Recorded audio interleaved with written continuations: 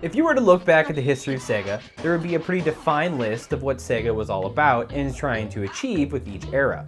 You'd have your Alex Kidd, the Sonic series, all those classic arcade ports, Panzer Dragoon, and yada yada yada. When it comes to the Dreamcast, one game you could call defining would be Jet Set Radio.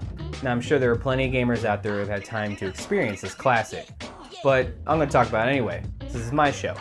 I really just kind of want an excuse to play it again. When did I start needing excuses to play video games? Oh man, was Jet Set Radio a fantastic game? No. Oh man, Jet Set Radio is a fantastic game. It came out in 2000 on the Dreamcast and was developed by Smilebit and Sega. Back then it was titled Jet Grind Radio in North America. They didn't think Americans would know what the game was about without the title change or something. Who knows? Later in 2012, we got it in glorious HD on the Xbox 360, PS3, and PC, which is what I'm playing here. Just look at these 1080p graphics. They're just so smooth. It won over a lot of hearts with its interesting concept, cel-shaded art, and catchy music. The art direction and music are what made this a game that has passed a test of time in my opinion.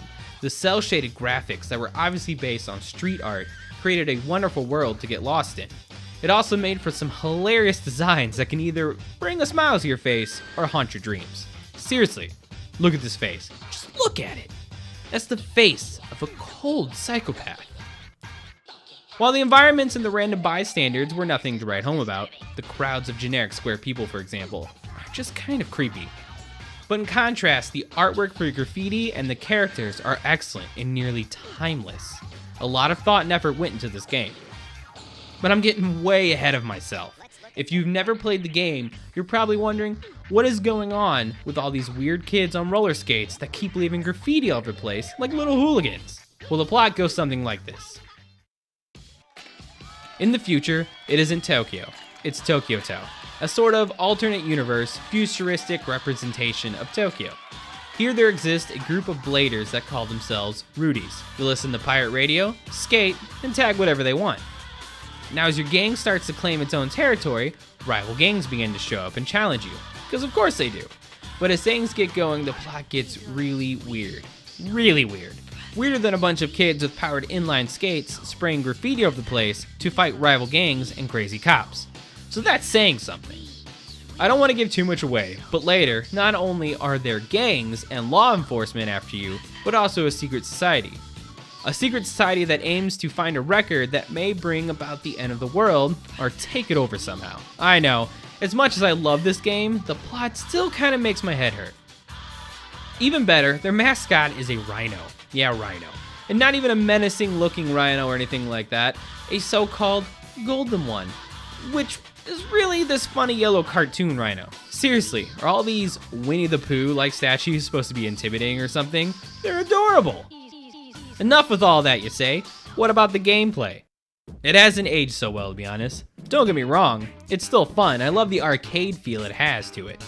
But it was always kind of stiff, and that kind of thing hasn't gotten better with age. You'll constantly be running into walls or just jumping off into odd directions, coming off grinds, and other things. And the camera sometimes. I can never get it to look where I want. It can drive you mad and make you pretty dizzy. But if you come into it not hoping it'll work like a Tony Hawk game, you'll be having a lot of fun. When it does work, it works wonderfully. And you can get some nice lines going jumping between obstacles while tagging certain objects. Really, the tagging is what it's all about anyway. Sure, you can do a few fancy jumps, grinds, and wall jumps, but you don't really control those anyway. It kind of just picks what trick you do. Each stage will have an objective, usually involving painting a certain number of objects or rivals.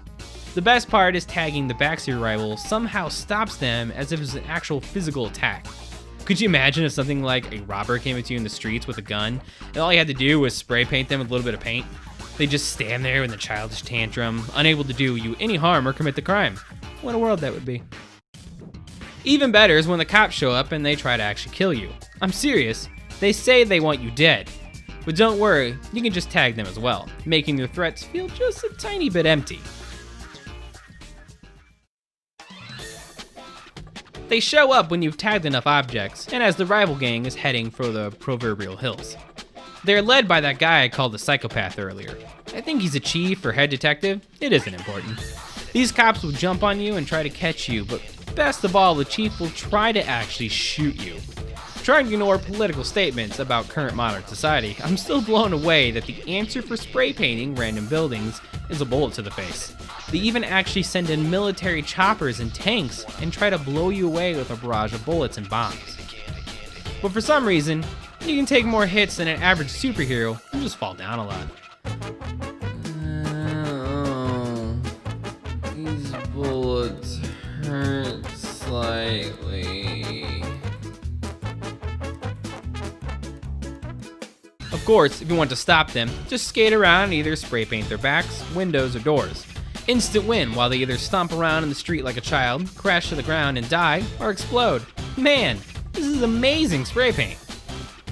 Of course, eventually, you'll start running into the crazy corporate cult. They get even worse than the police, who ironically refuse to deal with them, and spray paint over your own graffiti and then shoot at you with machine guns. They also send assassins after you, which can be as simple as some dude with a whip to dudes with jetpacks and more machine guns. It's just pure insanity, and just the perfect amount of ridiculous. When you're not doing all that nonsense, you'll just be dealing with your rival gangs, who all have their own themes, such as the Love Shockers with their pink and black garb and broken hearts drawn everywhere. Tagging over their stuff usually make for fun levels, if not a bit tedious when you have to deal with the cops, but actually fighting your rivals are my least favorite levels. Here you need to try and stay behind them and just spray paint their backs a certain number of times. The objective is to obviously follow the lines that they're skating.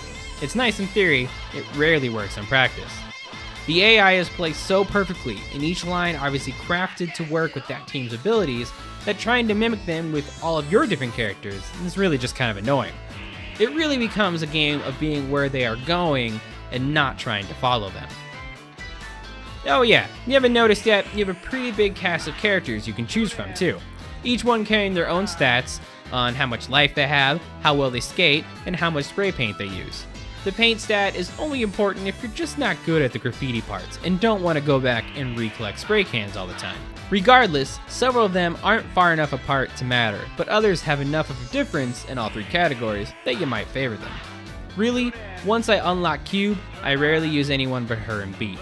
I'm not sure why, I just really like them and their style. I also try to use Beat in the pivotal story moments as they set up the whole game with him in the lead. But they never really tell the story around him or through him, so he doesn't really feel like a main character, but whatever. And that's it. That's all there is to it. I don't see any reason to really talk about the music. I'm kidding! You have to talk about the music, because it's simply amazing. Roll the dance party!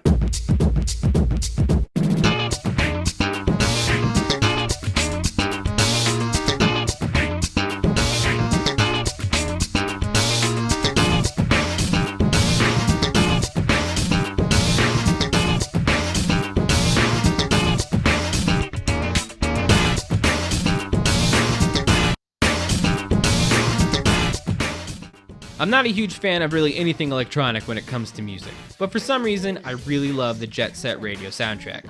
I think it's because instead of focusing on weird club-style electronica, they've picked this nice mix of silly and whimsical electronica with a bit of J-pop twist, and then some stuff like Guitar Vader, which is this lovely guitar-driven indie rock group from Japan. I get mad at myself when I realize I don't listen to their stuff nearly enough. You sprinkle that with a little funk and acid jazz in there, and the soundtrack is refreshing, both inside and outside the game. They didn't just focus on a bunch of music that had already been written by other artists prior to the game either. Some of the best tracks are the ones by Hideki Naganuma, which were put together specifically for the game. Having such great original songs really helps tie the world of Jet Set Radio together, because they seem like they belong there. Which is where the title and theme really stem from, the pirate radio station. The crazy DJ commentating on a bizarre story revolving around a subculture with this off-the-wall mix of hard-to-define and certainly not popular music. It really paints its own narrative. I could really go on and on with the music, but really, I suggest listening to the soundtrack, even if you're unsure that you'll like the video game. Support the artist if at all possible. So there you have it. That crazy thing about a blading street gang fighting evil with graffiti is Jet Set Radio. Easily one of the best games to come out of the Dreamcast and from Sega. So, I guess all that's left to do is play Jet Set Radio Future. And a dance party.